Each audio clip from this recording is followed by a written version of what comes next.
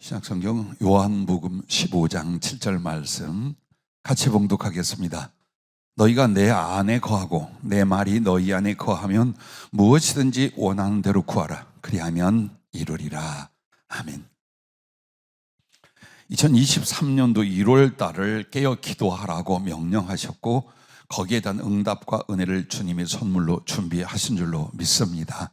언제나 주님은 자기 아기에게 이렇게 하십니다. 아무개야 이리 오너라. 그리고 손을 좀 내어봐라 그러죠. 근데 딱 보니까 내 아버지 내 하나님 주님에게 그 손에 있는 게 안 보여요. 왜? 뒷짐을 지고 계시네. 그래서 삐쳐서 뭐가 있다고요? 뭐 있어 주실라고요? 하고 돌아져 뒤돌아설 수 있대요. 많은 크리스찬이 그렇게 산답니다. 내가 확인하고 만져볼 수 있는 것으로 주님은 기도의 응답이나 선물을 우리 앞에 놓지 않으십니다. 마음이 오고 믿음이 오게 하시고 가지고 계신 것을 주십니다. 그래서 주님은 우리에게 주실 선물과 기도의 응답을 어디에 갖고 계시냐? 뒷짐 쥐고 갖고 계시답니다. 우리는 그 손에 무엇을 쥐고 계신가를 보는 사람이 아닙니다. 그 주님을 기뻐하는, 그 주님을 믿고 그분의 사랑과 그분의 나를 향한 그 인격을 믿기 때문에 주세요, 주실 줄 믿습니다.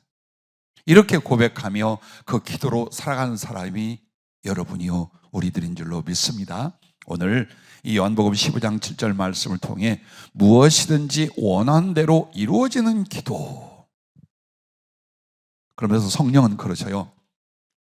모든 교인들이 최고의 관심과 사모함이 있을 그 말씀 제목일 거다. 무엇이든지 원하는 대로 이루어진 기도에 오늘 말씀이 그러하셨어요. 무엇이든지 원하는 대로 구하라. 그리하면 이루리라 라고 했어요. 조건이 없어요. 하늘의 것을 구하는 것만이 아니에요. 땅의 것만이 아니에요. 모든 것. 아버지께 직접적인 영광을 위한 것만이 아니에요. 내 자신을 위한 것도 모든 것 다 구하라. 그리하면 이루리라. 그러나 조건이 하나가 있어요. 자세히 보면 두 개인데 합쳐지면 하나의 조건이 있어요. 그러면 이 정말 만사형통 보물 창고 같은 하나님의 기도의 응답에 대하여 우리가 어떻게 될 것인가? 조건이 첫째, 너희가 내 안에 거하고 라고 하셨어요. 우리가 예수님 안에 거하다, 예수님 안에 있다 라고 하는 것, 여러분은 어떻게 생각하십니까? 내가 믿음으로 사니까, 내가 예배를 드리니까, 내가 기도를 하니까, 내가 당신을 의지하니까 내가 당신 안에 있는 게 아니겠느냐? 맞는 말씀인데 오늘 본문에 주님이 말한 핵심 포인트는 조금 벗어난 거예요. 자, 예수 그리스도 안에 거한다. 그러나 모든 걸 구하는 대로 다 들어주신다라고 했는데 그걸 주님은 15장 1절부터 6절까지 포도나무 비유를 말씀을 해요. 아버지는 농부시고 주님은 포도나무다. 우리는 그 원줄기 포도나무로부터 뻗어나오는 가지들이다. 그래야 나중에 열매를 맺는데 이것이 바로 아버지의 영광, 하나님 받으신 영광의 열매라는 것을 너희가 맺게 된다. 그러나 보아라, 가지가 자기의 능력과 힘으로 포도를 맺는 것이 아니라 포도나무 줄기에 붙어 있으므로, 그 가지가 원줄기와 연결되어 있으므로 이 포도나무가 빨아들이는 모든 진액이, 그 영양분이 어디로? 가지에게로 가고, 가지는 포도송이를 맺는다 이 말이에요. 그래서 이 포도송이를 맺는 게 무엇일까요? 내 마음 안에 모든 소원을 기도할 때마다 이루어지는데, 그리고 예수 안에 연결되어 있고 그 안에 거하는 사람의 소원은 곧 아버지의 영광이 돼요. 나의 기쁨, 아버지의 기쁨, 하나님의 영광이 되는 것들이에요. 이게 우리의 존재와 신앙과 삶이라 그 말이에요. 이것을 먼저 말씀을 하는데, 그러면 어떻게 우리가 그리스도 예수 안에 거하고 포도나무 대신 주님에게 딱 붙어서 그 진액을 받고 열매를 맞는 가지가 되느냐? 그것은 그리스도의 사랑 안에 거하는 것이라고 9절부터 12절까지 말씀을 해요. 읽어보겠습니다. 9절부터 시작. 아버지께서 나를 사랑하신 것 같이 나도 너희를 사랑하였으니 나의 사랑 안에 거하라. 내가 아버지의 계명을 지켜 그의 사랑 안에 거하는 것 같이 너희도 내 계명을 지키면 내 사랑 안에 거하리라. 내가 이것을 너희에게 이름은 내 기쁨이 너희 안에서 너희 기쁨을 충만하게 하려 함이라. 자, 내 계명은 곧 내가 너희를 사랑하는 것 같이 너희도 서로 사랑하라 하는 이것이니라. 아멘. 바로 이것이었어요. 자, 예수 그리스도가 어떻게 하나님과 거룩한 연합을 이루시느냐? 하나님의 계명, 하나님의 사랑 안에 거하시기 때문이었어요. 그것처럼 우리도 그리스도와의 연합, 그리스도와의 거룩한 연결은 무엇으로 말미암아? 바로 주님의 계명을 지키는 거예요.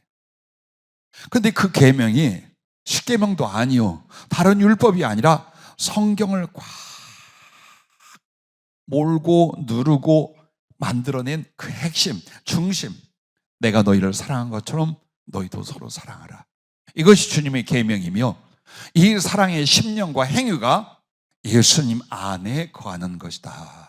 그걸 지금 말씀을 하는 거예요. 그래서 여러분과 나는 사랑을 위한 싸움을 싸워야 돼요. 사랑은 그냥 내 안에 자연 발생되어 남에게 가지 않습니다. 왜? 죄성은 이기심이에요.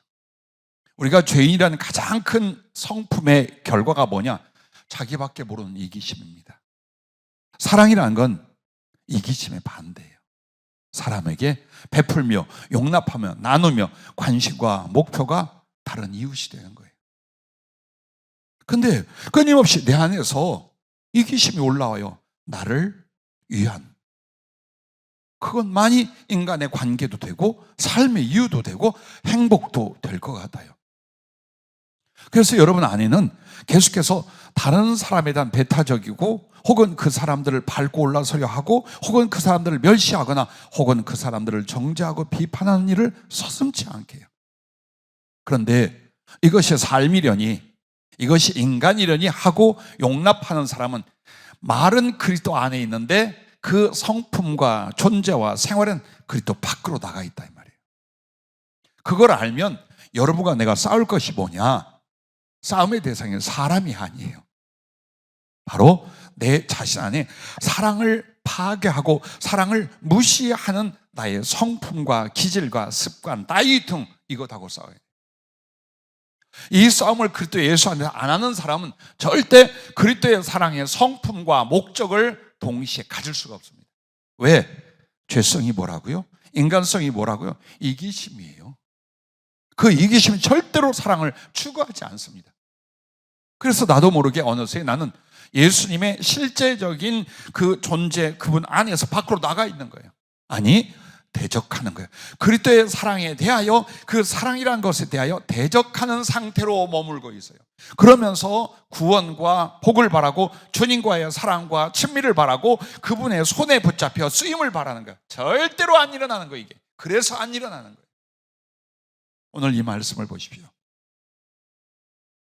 주님이 만약 하나님의 사랑을 받아 그 하나님의 사랑을 이루시는 분이 아니라면 아버지와의 연합이 안 된다라는 말이에요. 이와 같이 너희도 나와 연합이 되어서 나의 모든 것을 공급받는 것은 바로 나의 계명, 서로 사랑하라. 내가 너희를 사랑한 것처럼 서로 사랑하라. 이것으로 말미암아 된다라고 이 말씀을 하고 계신 거예요. 그러므로 속상한 일이 있거나 억울한 일이 있거나 갈등이 있을 때마다 여러분은 선택 앞에 서게 됩니다. 사랑을 쫓을 것이냐 아니면 사랑을 무시할 것이냐. 여러분은 그걸 물어야 돼요. 지금 내가 이 사람에 대해, 이 상황에 대해 주님에 대한 사랑과 영혼에 대한 사랑을 내가 선택할 것이냐 아니면 이걸 무시하고 내 감정이나 원한이나 자존심이나 이익을 택할 것이냐, 그걸 여러분은 선택을 해요. 그때마다 인간적 사람, 육신의 사람이 이럴 거예요. 너의 이익을 위하여, 너의 자존심을 위하여, 네 감정을 위하여 행동하고 말하게 만듭니다. 그러나 성령은 어떻게 합니까? 그리스도의 사랑을 위하여.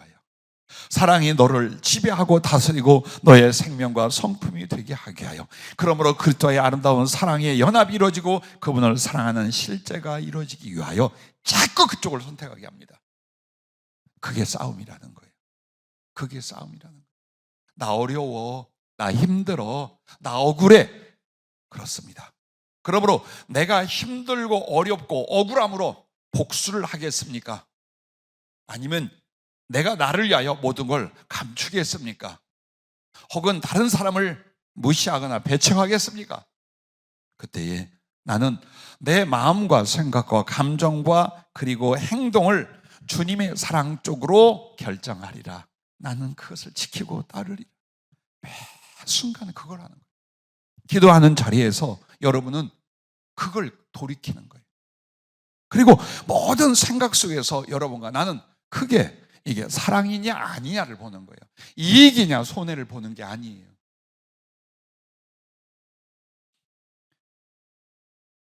그러므로 여러분과 나에게 그리스도의 사랑을 알라고 계속 말씀하십니다. 성경은. 우리가 받을 은혜의 최고가 뭐냐? 주님의 사랑을 알고 깨닫고 경험하는 거예요. 왜? 모든 생명과 은혜, 심지어는 영혼을 사랑할 수 있는 사명의 힘도 어디서 오냐? 그리스도의 사랑을 알고 깨닫고 경험하는 여기에서 옵니다. 즉 타고난 성품을 가지고 해보려고 하십시오. 계속 패배하고 낙심하게 됩니다. 얼마나 우리가 못했는데요.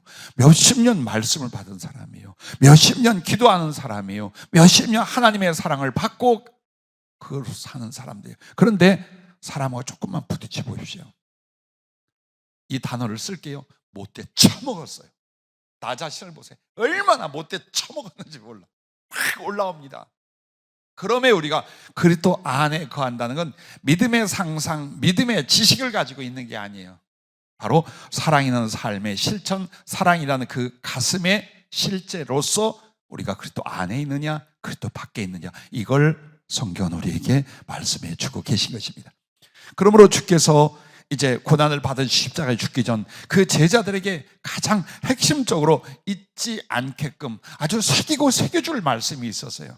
그것이 바로 내가 너희를 사랑한 것처럼 너희도 서로 사랑하라. 왜? 조금 뒤면 공포가 와요. 절망이 와요. 원한이 와요. 미움이 와요. 이기심이 와요. 자기밖에 몰라 도망가고 살 길을 찾아야 돼요. 그 짧은 순간에 너희는 서로 사랑해라. 내가 너희를 사랑했다는 걸 잊지 마라. 내가 너희를 사랑한 것처럼 너희도 서로 사랑. 그러므로 아무리 도망을 쳐도, 아무리 그리스도께서 고난받고 십자가 죽으신다 할지라도 내가 아버지 안에 있고 너희는 내 안에 있게 될 것이다. 그 말씀을 하는 거예요. 우리의 신앙생활, 우리의 인생에서 정말 하나님의 사랑이 내 신앙의 일부분이라 혹은 봉사의 일부분이라 생각하는 게 크게 잘못이신 거예요. 그게 전체였던 거예요. 내게 임하는 구원도, 내게 주실 은혜도, 내가 하나님의 복을 받는 이유도, 그분에게 쓰임받는 것 전부 다 주님이 우리를 사랑한 것처럼 우리가 그 사랑을 주님을 향하여 사람을 향하여 나타낼 때, 품어갈 때, 이루어갈 때 그것이었다는 것을 다시 한번 우리에게 이 말씀을 통해 말씀하고 계십니다. 그래서 또한 서로 사랑함이 바로 열매 이루되 하나님께서 받은 영광이라는 거예요. 하나님이 영광을 받으신다. 그 말씀이 뭘까요? 마태복음 5장 14절부터 16절 말씀에 너희는 세상의 빛이라. 산 위에 있는 동네가 숨겨지지 못할 것이요 사람의 등불을 켜서 말 아래에 두지 아니하고 등경 위에 두나니 이러므로 집안 모든 사람에게 비치느니라. 이같이 너희 빛이 사람 앞에 비치게 하여 그들로 너희 착한 행실을 보고 하늘에 계신 너희 아버지께 영광을 돌리게 하라. 할렐루야. 우리의 착한 행실, 그리스도의 사랑을 나누는 그것으로만이 아버지 하나님께 영광을 돌린다 이 말이에요. 그러므로 오늘 요한복음 15장 8절 말씀에도 너희가 열매를 많이 맺으면 내 아버지께서 영광을 받으실 것이요 너희는 내 제자가 되리라. 그럼 이 열매가 앞뒤 구절을 연결해 볼 때 뭐예요? 서로 사랑하는, 사랑이라는 삶의 실천과 인격성만이 하나님께 맺어드리는 열매요 영광이라고 주님이 말씀을 하고 계신 거예요. 그러므로 여러분과 나의 삶 속에서 무엇을 얻고 무엇을 모으고 무엇을 이루고 무엇을 누리고의 목적을 두지 말고 이것이 다 주님 사랑, 영혼 사랑이 되는가, 가까이 있는 믿음의 형제들에 대한 사랑과 멀리는 이웃의 사랑이 되는가? 바로 여기에 목적과 이유를 둘 수 있기를 주의 이름으로 축복합니다. 그래서 하나님의 생명이 임함도, 하나님의 임재 자체도, 그분의 은혜와 역사도 모두 다 하나님의 사랑이 그리스도에게 온 것처럼 우리도 그 사랑을 받고 그 사랑으로 살아갈 때에 이 일이 벌어지는 거예요. 구원이 그렇게 이루어지고 하나님의 성령으로 내게 임하시는 것도 사랑을 할 때만 임하게 돼요. 은혜와 축복도 사랑을 통해 오게 돼 있고 그분이 우리를 들어 쓰심도 사랑의 그릇이 되어야만 하나님이 들어 쓴다 이 말이에요. 구원이 여기에 있다라는 거예요. 왜? 아니 구원은 믿음으로지 왜 사랑으로냐? 믿음이 무엇입니까? 하나님이 나를 사랑하신, 그리스도께서 나를 사랑하신 것처럼 나도 다른 사람을 사랑하는, 그게 믿음이었던 거예요. 그리고 하나님은 그의 임하심과 흐르심이 있어요. 무엇을 통하여? 사랑이라는 걸 통해서 임하시고 흐르게 되어 있어요. 그러니 내 안에 사랑이 없다면 아무리 믿음에 대한 교리를 말하고 고백해도 하나님의 생명과 임재는 내게 흘러오실 수가 없다라는 거예요. 또한 우리가 다른 영혼을 구원할 때도 이 하나님의 생명과 하나님의 진리가 흘러가야 되는데 어떤 행위를 통하여, 어떤 길을 통하여 가냐? 사랑이라는 행위와 길을 통해서 흘러가게 돼 있다 이 말이에요. 그래서 하나님은 모든 임재와 역사와 그리고 연합과 구원, 그리고 당신이 또 누군가를 위하여 가실 때 그 길과 방법이 오직 주님이 우리를 사랑한 것처럼 우리가 영혼들을 사랑할 때 그와 같다. 그래서 하나님을 누구라 하십니까? 하나님은 사랑이심이라. 이렇게 말씀을 하고 계신 줄로 압니다. 그러므로 성경에 하나님 안에 있는 자, 그리스도 안에 있는 자와 밖으로 나간 자들을 한번 열거해 볼게요. 잘 생각해 봐요. 아벨과 가인이에요. 이쪽이 뭐 패 죽였다, 이쪽이 하나님께 뭐 재물을 잘못 들어, 별의별 생각해. 그거는 곧 뭡니까?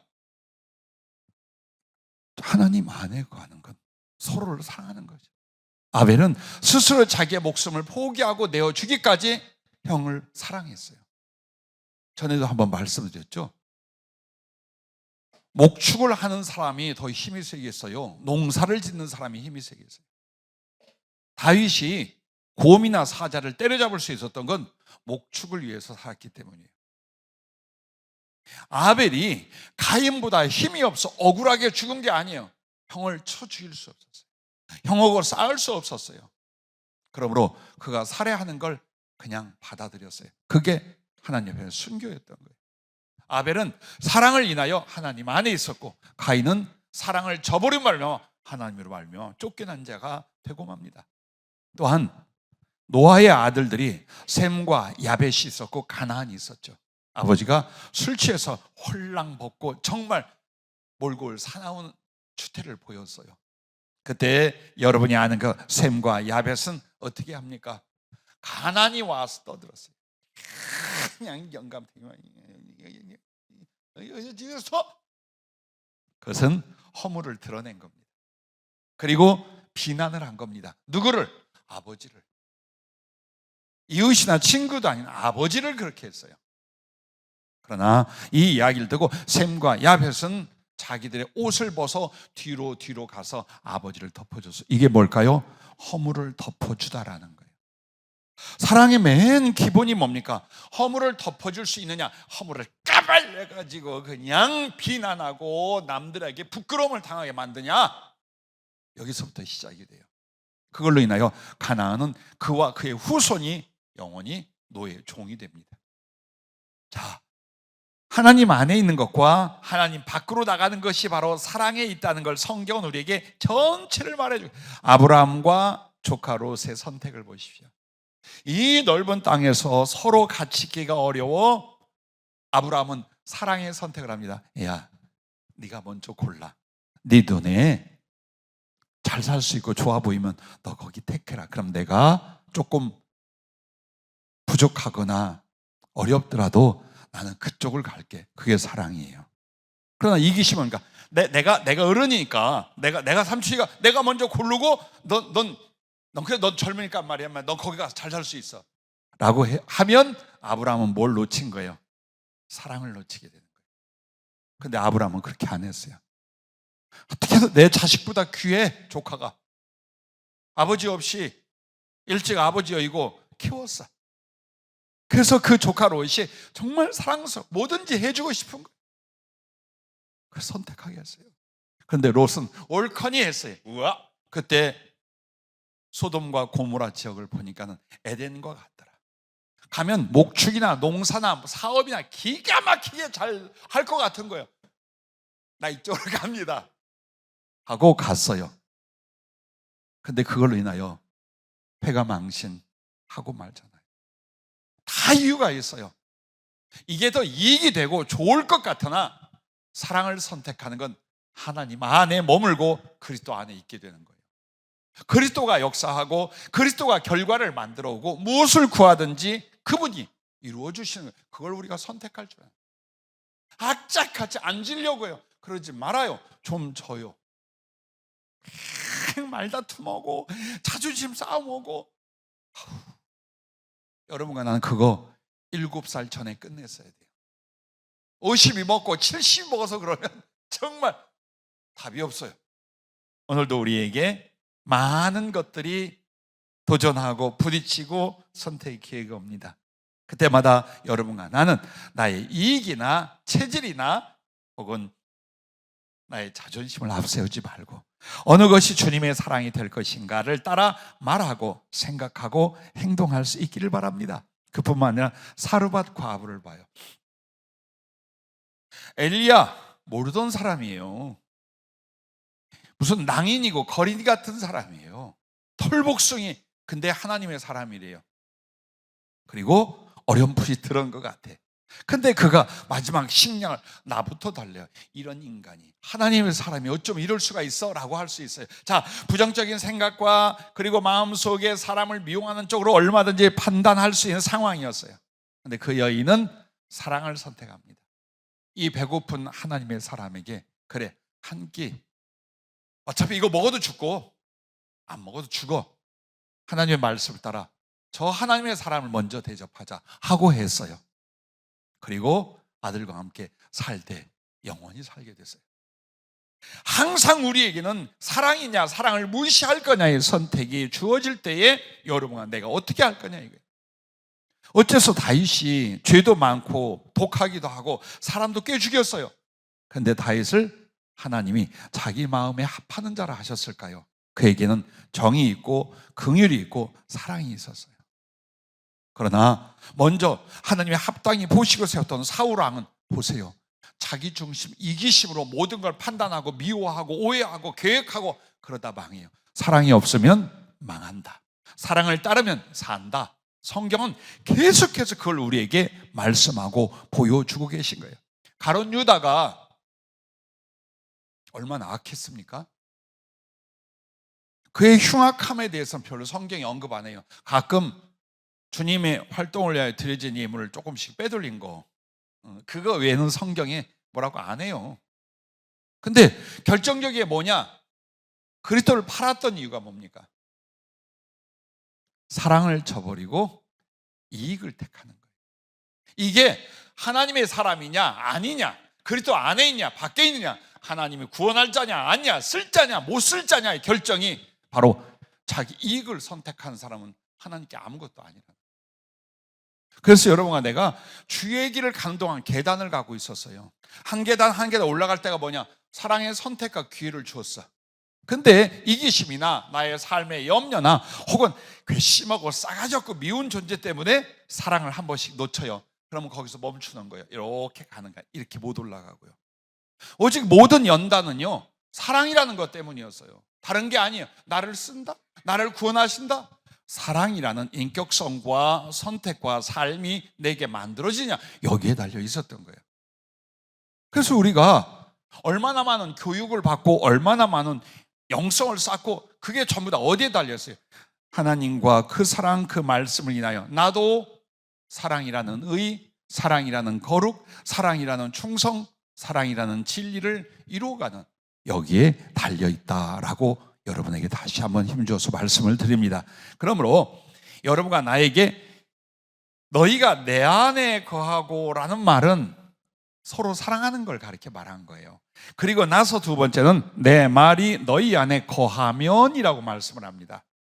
자, 우리가 사랑을 행함으로 말미암아 주님 안에 거하고 우리 안에는 주님의 말씀이 거한다면 무엇이든지 원하는 대로 구하라 그리하면 이루리라 라고 하신 거예요. 주님 너무나 잘 아셔요. 인간에게 최고의 그 소망이나 사모함이 뭘까요? 구하는 대로 소원하는 대로 다 되는 거예요. 이거보다 더 멋지고 흥미를 줄 수 있는 말은 없을 거예요. 그러므로 이 거룩한 말씀의 단서를 주시면서 주님 안에 거할 것과 그리고 우리 안에 그 말씀이 계실 것, 이걸 딱 말을 하셔요. 그러면 내 말이 너희 안에 거하면, 이 말이 뭐냐면 첫째, 그리스도의 말씀이 우리 안에 이 거한다는 건요, 말씀의 지식과 믿음의 순종입니다. 하나님 말씀이 내 안에 어떻게 있느냐? 몰라. 근데 어떻게 내 안에 있겠어요?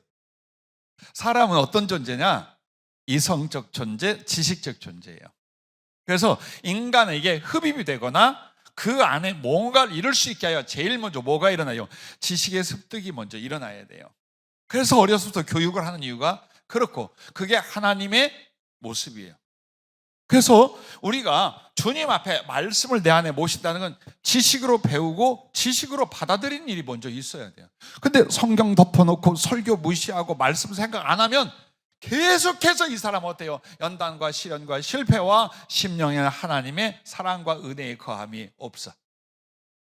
이상하게 나는 왜 신앙생활에 이렇게 외롭고 힘들고 몸이 건조할까? 말씀이 있는가를 보세요. 그러므로 그 말씀은 신비한 방법으로 오는 게 아니라 내가 성경을 내 안에 지식으로 받아들이는 거예요. 지식으로, 이성으로 판단하고 분별할 수 있는 지식으로 받아들여서 이 지식의 말씀을 어떻게 하라? 믿음의 순종이 되게 하는 거예요. 그 말씀을 내가 온전히 믿기 때문에 마음과 생활 속에서 그 말씀을 따르는 순종이 일어날 때 그 말씀은 내 안에 자리를 잡게 되는 거예요. 말씀의 내용으로 내 안에 자리를 잡게 되는 거예요. 그래서 여러분에게 왜 하필이면 개신교의 예배는 설교가 중심이냐, 왜 성경을 풀어 일러 주느냐, 그것이 시작이고 과정이고 열매이기 때문에. 만약 여러분이 말씀을 듣고 배우지를 못한다, 다음은 없어. 이 사람에게 그 다음은 희망이 없어요. 아무리 교회든 없어. 거기까지밖에 이 사람이 설 수 없어요. 그러나 짧은 시간 동안 신앙생활을 했거나 좀 뭔가 사람 보기에 부족하다 할지라도 그가 계속 말씀을 듣고 배워나가요. 분명히 놀라운 변화가 급하고 강하게 일어납니다, 반드시. 그래서 우리가 다시 한번 돌아보면서 어떻게 주님이 내 안에 계시냐, 말씀으로 계시게 해라, 이겁니다. 그러므로 요한복음 14장 21절 말씀에도 보면요, 나의 계명을 지킨 자라야 나를 사랑하는 자니 나를 사랑한 자는 내 아버지께 사랑을 받을 것이요 나도 그를 사랑하여 그에게 나를 나타내리라. 가룟유다 아닌 유다가 이르되 주여 어찌하여 자기를 우리에게 나타내시고 세상에는 아니하려 하시나이까. 예수께서 대답하여 이르시되 사람이 나를 사랑하면 내 말을 지키리니 내 아버지께서 그를 사랑하실 것이요 우리가 그에게 가서 거처를 그와 함께 하리라. 나를 사랑하지 아니한 자는 내 말을 지키지 아니하나니 너희가 듣는 말은 내 말이 아니요 나를 보내신 아버지의 말씀이니라. 어찌하여 세상에 가서 나타내지 않느냐? 세상은 아버지의 말씀, 주님의 말씀을 안 받아들여도요. 그러게 여기서 주님이 그냥 넘어가지만 이 내용은 뭘 말합니까? 그 유다가 물을 때에 그들은 말씀을 들은 귀도 없고 말씀을 받을 심령도 없어. 내가 그들에게 아니가고 이 말씀을 받을 수 있는 너희에게 먼저 왔다는 걸 이야기를 해요. 그러므로 그 주님의 말씀을 받아들이고 순종한 자는 주님을 사랑하는 자요. 그리고 주님을 그 안에 모시게 되는 자라는 겁니다. 오늘 우리가 갖가지 상상이나 감정이나 어떤 봉사로서 주님을 섬길 수 있어요. 사랑의 나눔을 할 수 있어요. 그러나 진짜 딱 하나만 택하라고 하면 예수님의 사랑이 뭐냐? 그 말씀을 알고 지키는 것, 이것이라 그 말이에요. 그러므로 내 말이 너희 안에 거하고라는 그 말씀의 지식과 말씀에 대한 믿음의 순종으로 그 깊이와 크기가 얼만큼 되는가가 주님을 그만큼으로 모시고 있는 사람이다. 그걸 우리가 알아야 돼요. 내가 예수님을 내 안에 얼마나 깊게 크게 그리고 소중하게 모시고 있느냐? 말씀의 깊이와 부피예요. 여러분은 말씀이 생각납니까? 즉 나의 생각과 나의 감정과 나의 판단과 나의 소망과 나의 적응을 말씀이 툭툭 나와서 그 말씀을 따르는가? 아니면 인간적이고 육신적이고 경험적이고 남의 말로 그렇게 해서 생각이나 감정이나 인격이나 상황을 만들어가는가? 이 차이가 뭐예요? 말씀이 많이 풍성히 거하는 자와 말씀이 없는 자의 차이예요. 이걸 만들라는. 예수님은 아무리 상상으로 내 안에 계시옵소서도 계실 수가 없어요. 왜? 그분은 하나님의 말씀이셔요. 그래서 말씀 따라 임하시고 말씀을 우리가 소중히 여기는 만큼 소중히 여김을 받으시고 말씀을 우리가 순종하는 만큼 그분 내 안에 역사하고 활동하시는 거예요. 그래서 주님이 사랑이라는 말씀을 먼저 하고 그 다음에 주님의 말씀이 우리 안에 거하도록 해라라는 걸 이어서 말씀하고 계신 것입니다. 그러므로 에베소 3장 17절에 믿음으로 말미암아 그리스도께서 너희 마음에 계시게 하시었고, 이 말이 도대체 뭐냐 이게? 믿음으로 말미암아 주님이 내 마음에 계시게 한다. 그것은 하나님의 말씀이 내 안에 믿음으로, 즉 믿어지고 순종하는 분량만큼 주님은 내 마음에 계시게 된다. 그걸 가르쳐 말하는 거예요. 자, 일단 우리가 기도로 뭔가 하나님의 능력, 하나님의 응답, 하나님의 역사를 일으키려면 너 이거부터 먼저 해. 기도 많이 해서가 아니고 기도로 목숨 걸어서가 아니야. 기도는 중요한 게 뭐냐? 바로 사랑과 이 말씀이 있다. 그것 만들어. 기도도 그걸 만들어. 기도 속에서. 오늘 그걸 주님이 우리에게 말씀하고 계신 것입니다. 자, 그러므로 그 말씀의 모든 중심은 무엇입니까? 요한복음 15장 12절 말씀이에요. 바로 아까 읽었던 것처럼 내 계명은 곧 내가 너희를 사랑한 것 같이 너희도 서로 사랑하라 하는 이것이니라. 이 말씀하고 마가복음 12장 30절부터 이렇게 말합니다. 네 마음을 다하고 목숨을 다하고 뜻을 다하고 힘을 다하여 주 너의 하나님을 사랑하라 하신 것이요 둘째는 이것이니 네 이웃을 네 자신과 같이 사랑하라 하신 것이라. 이보다 더 큰 계명이 없느니라. 결국 말씀이 내 안에 있게 하라고 한 건 뭡니까? 말씀을 통하여 하나님을 사랑하고 이웃을 사랑하는 그 삶이 있어야 된다. 그래서 두 가지를 말했지만 본질적으로는 하나를 말씀하고 있는 거예요. 자, 내가 주님 안에 거하고 주님의 말씀이 내 안에 거하는 건 하나이었더라. 말씀을 배우고 말씀을 받은 것처럼 그 하나님의 사랑을 깨달았거든. 하나님의 사랑을 받았거든. 너도 하나님을 사랑하면서 그 사랑을 어디로? 사람들에게 그 사랑을 실천해라. 그러므로 그리스도 안에 거하고 그리스도의 말씀이 내 안에 거하게 만드는 영혼과 존재가 된다. 그걸 우리한테 가르쳐 주신 거예요. 어렵지 않잖아요. 여러분이 최소한 성경에 관련된 박사학위가 있어야 하나님이 여러분을 쓴다. 최소한 여러분은 10억에서 100억 정도의 자산을 마련해야 하나님이 쓴다. 최소한 여러분은 40일 금식을 하도 펄펄 뛰는 체력이 있어야 하나님이 쓴다. 최소한 여러분은 어느 나라 어디에 가도 미남과 미녀라는 소리를 들을 만큼 외모가 있어야 하나님이 쓴다. 우린 그냥 아무것도 할 수 없어. 그렇다면 우리는 아무것도 할 수가 없어요. 그런데 얼마나 감사한가요? 보세요.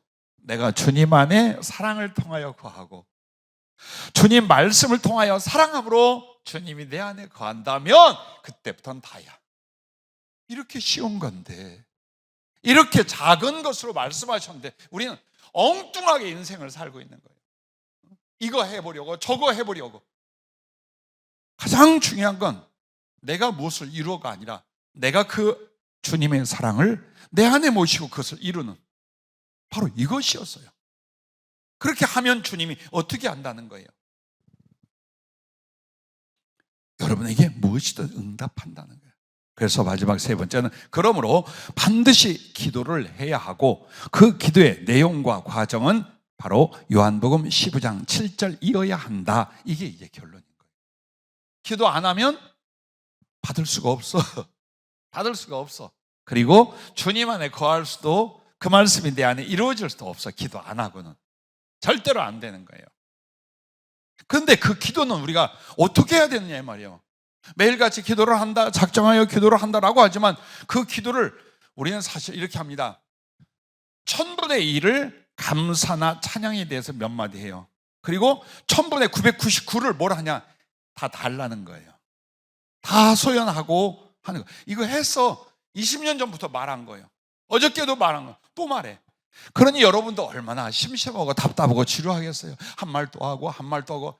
이게 무슨 주문도 아니고 한 말 또 하고 한 말 또 하고 한 말 또 하고 이러고 있어요. 그래서 기도의 자리에 많은 사람이 나오질 않아요. 그냥 답답해. 뭐 약간 마음에 뭔가가 툭 스치고 하는 것도 있지만 한 말 또 하고 한 말 이거밖에 없어요. 자, 주님은 이렇게 말했습니다. 너희가 구하기 전 너희에게 있어야 할 걸 아버지께서 아시느니라. 그리고 우리가 어때요? 구한다면 주님은 얼마든지 그걸 이루어줄 수 있어요. 한마디만 말해도 들어주셔요.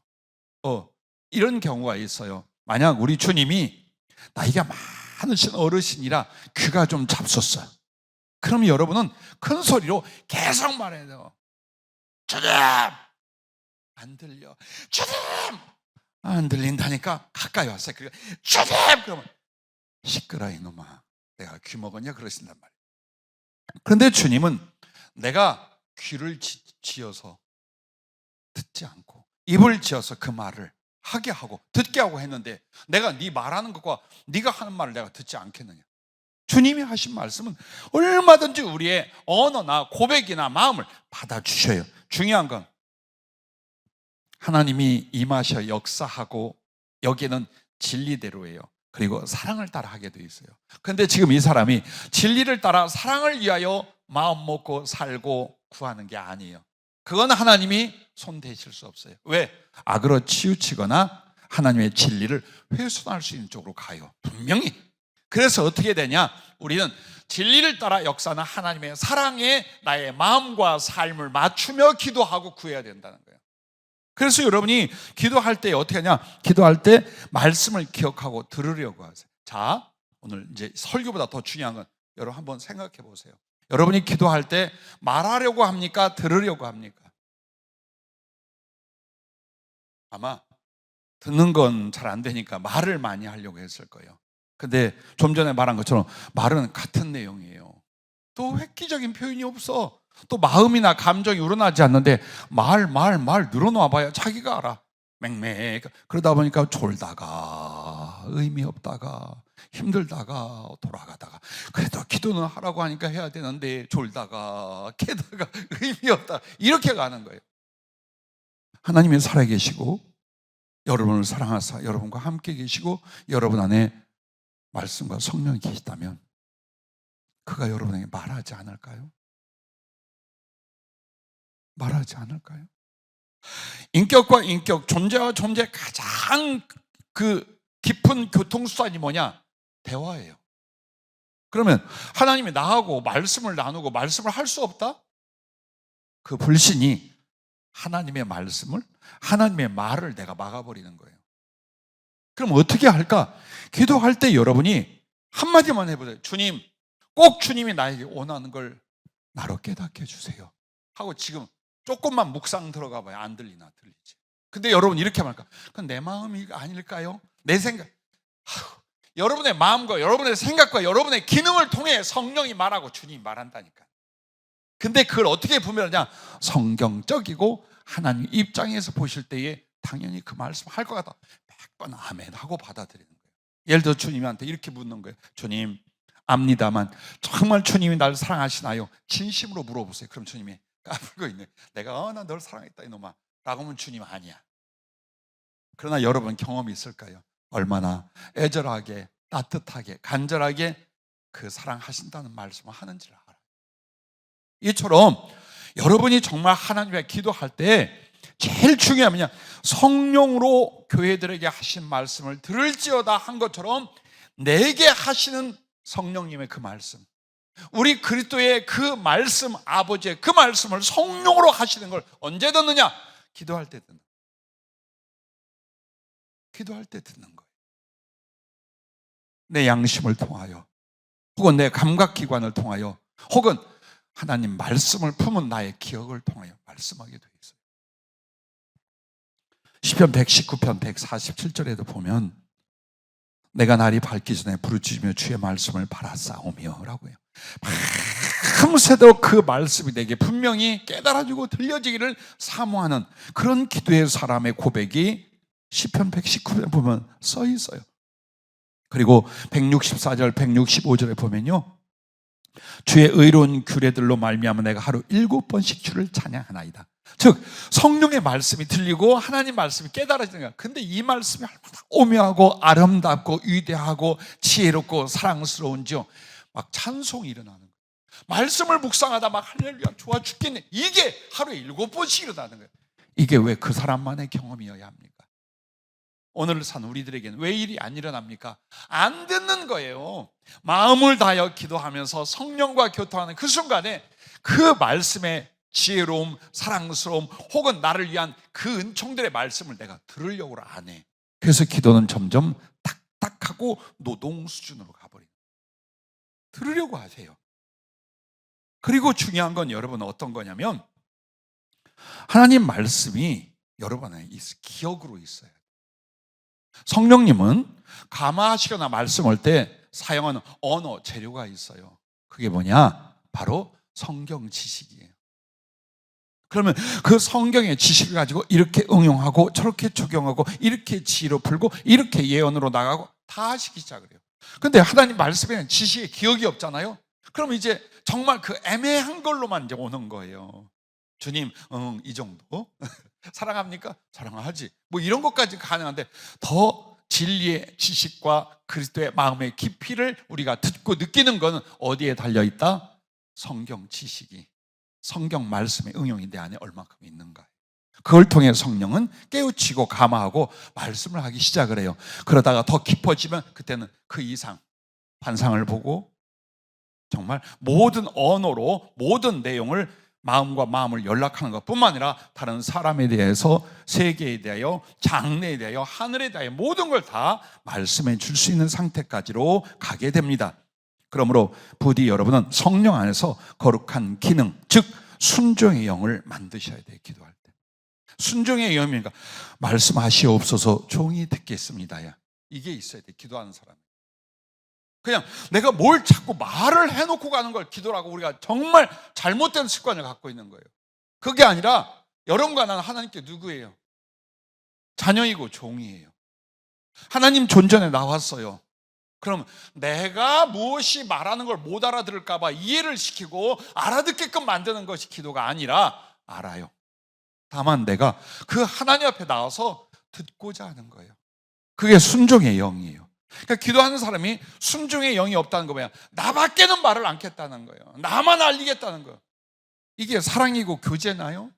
이게 하나님과 그 백성의 관계인가요? 아니라 이 말이에요. 그래서 여러분과 나는 마치 옛날 그 많은 백성들이 만약 왕 앞에 나갔다면 최소한 인간 사이에도 그렇게는 안 하잖아요. 그런데 하물며 전능하시고 우리를 구원하신 창조주 하나님이에요. 나는 보잘것없는 죄인이요 작은 피조물이요. 그런데 나를 허락하사 그분 앞에 나오게 하셨어요. 바로 여러분이 믿음으로 나가 기도하는 그것은 하나님 보좌 앞이에요. 그러면 그 하나님의 임하신 거룩한 두려움을 갖고, 그리고 마땅한 예절을 갖는 게 뭘까요? 말씀하시옵소서 듣겠습니다. 이거예요. 그러면 고요한 영혼으로 정말 주님 앞에 듣고자 하잖아요. 들리게 돼 있어요. 그건 신비한 게 아니에요. 그건 당연지사 주님의 살아계심이에요. 듣게 돼 있어요. 그래서 여러분이 그 말씀을 기억하고 들으려고 하는 건 주님의 음성을 들으려는 것과 말씀을 묵상, 주님과 그분의 말씀을 기도 시간에 묵상을 하는 것이 필요한 거예요. 묵상. 이 묵상에서 깨달아지는 것과 성령이 직접적으로 하는 말씀은 거의 같아요. 그래서 신비한 방법으로만 듣지 말고 말씀을 깊게 기억하며 다시 한번 기도 속에서 묵상하는 거예요. 주님이 이렇게 말씀하신 바 내가 어떻게 살았고 그 말씀 앞에 내가 어떻고, 이거부터 살펴보라. 그게 듣는 과정이에요. 성령이 오묘하게 말하실 수 있어요. 그러나 여러분이 안고서 갔던 주님 앞에 들고 갔던 그 말씀을 다시 한번 돌이켜보면 이 말씀이 다시 주님이 내게 하는 말씀이 되는 거예요. 그게 기도 시간에 제일 중요한 부분이에요. 그동안 우리가 정말 합심하여 기도하기에 훈련을 어떻게 했어요? 소리 질러! 주여 삼창! 그리고는 뭐야? 왜 쏙 들어가서 거기 왜 기도하다 조나? 이렇게 하면서 소리 지르고 죽기 살기로 기도하는 거 훈련했어요. 그건 필요했어요. 이젠 여러분이 그보다 더 중요한 게 뭐냐? 말씀하시옵소서 종이 듣겠습니다. 이 순종의 영, 그 자세히 기도해요. 왜? 이건 주님과 교제의 시작이에요. 교제는 마음과 마음을, 언어와 언어를, 존재와 존재를 서로 섞고 나누는 거예요. 그게 기도 시간에 있는가 한번 보세요, 여러분. 그게 있어야 돼. 그게 있기 위하여 말씀하시옵소서. 이것은 사랑과 교제의 청이에요. 주님, 내가 주님과 사랑을 나누고 싶습니다. 주님과 감히 교제하는 마음과 시간이 되고 싶습니다. 그 사모함이에요. 그것을 어떻게 표현하는가? 말씀해 주세요. 내가 듣겠습니다. 하고 들어가는 거예요.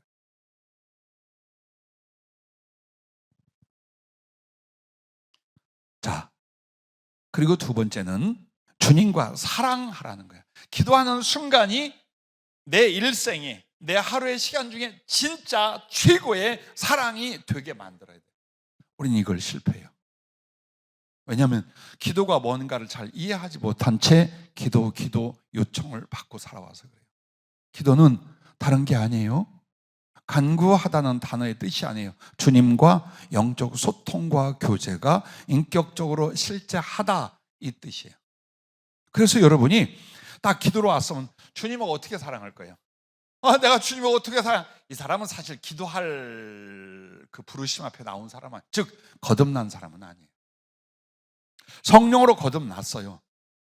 주님의 사랑을 알고 나도 주님을 사랑해요. 그렇다면 실제 교제로 들어갈 수 있어야죠. 교제로, 사람과 사람이 교제하듯이요.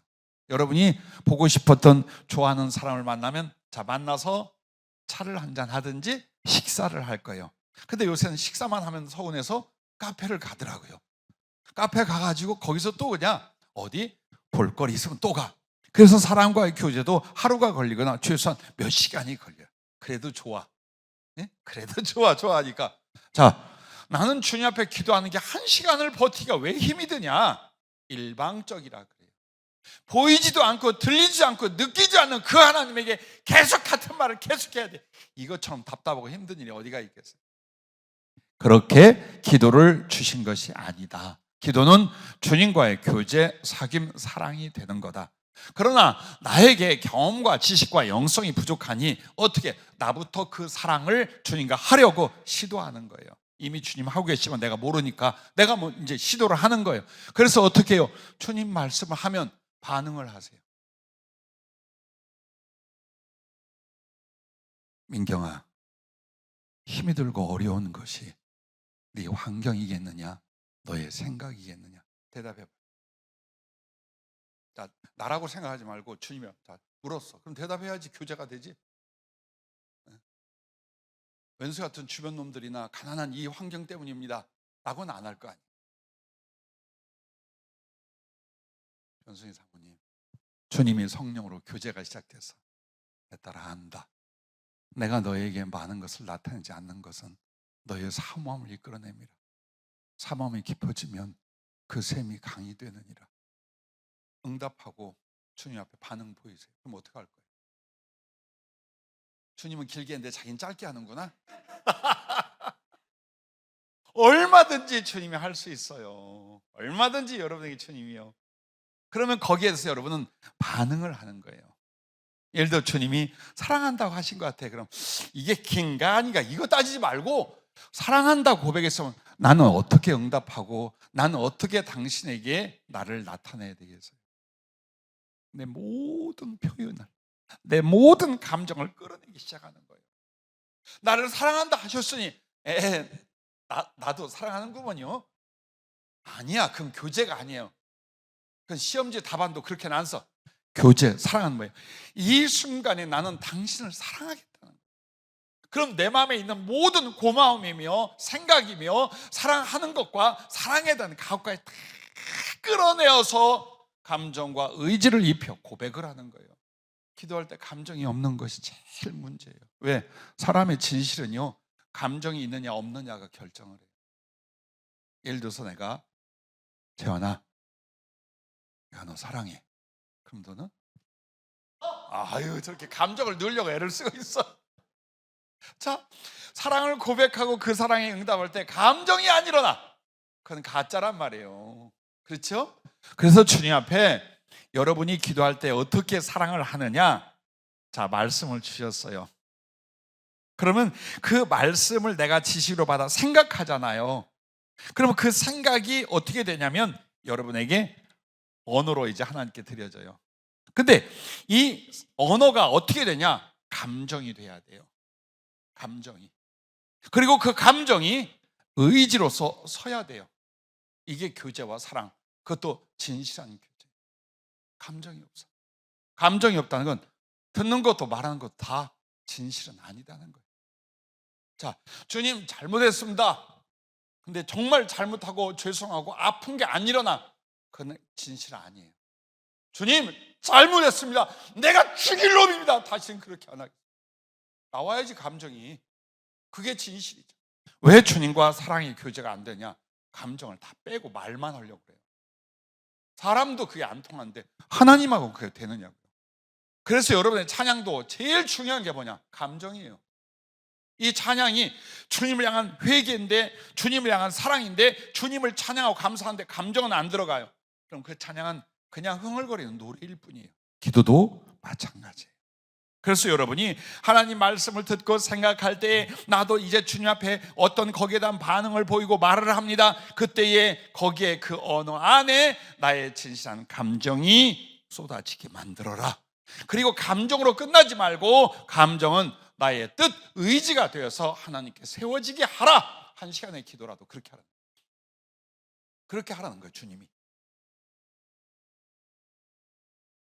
그럴수록 주님과의 교제는요, 듣고 깨달았어요. 그러면 교제가 이제 시작이 돼요. 거기에 내 반응이 언어적 대답만이 아니에요. 생각과 함께 감정이 일어나면 이제 교제가 무르익어 가는 거예요. 그리고 그 교제의 끝에서 교제가 아니라 삶으로 들어가는 건 어떤 여러분의 확정과 결단들이에요. 하나님 앞에. 그게 의지야. 그걸 세우는 거예요. 한 시간의 기도에도 그걸 세우는 거예요. 그럼 주님은 아니하시겠어요? 주님도 그 감정이 일어나요. 더 사랑스럽고, 더 안타깝고, 더 그립고, 더 돕고 싶고. 왜? 우리의 이 감정이나 의지나 지식이 뭡니까? 하나님의 것이에요.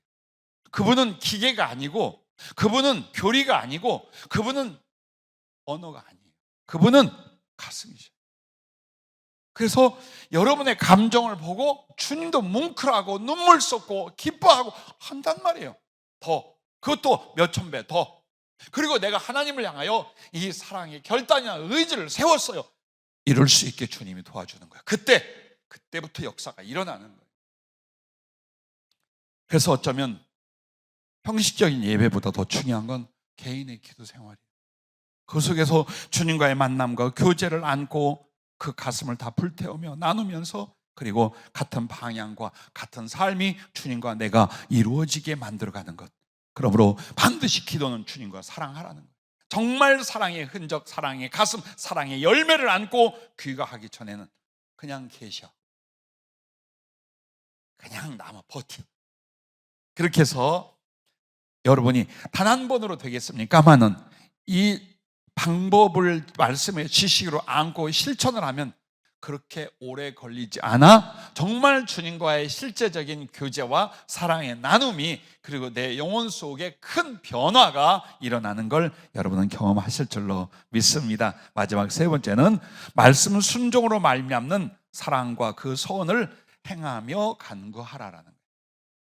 자, 주님의 말씀을 들었어요. 주님과 사랑했어요. 그리고 나면 이제 뭐가 남습니까? 사랑을 실천하고, 또 내가 하나님께 그 사랑을 약속했거나 서원한 바를 어때요? 또 이제 행동으로 옮기고, 그리고 다시 기도하러 오는 거예요.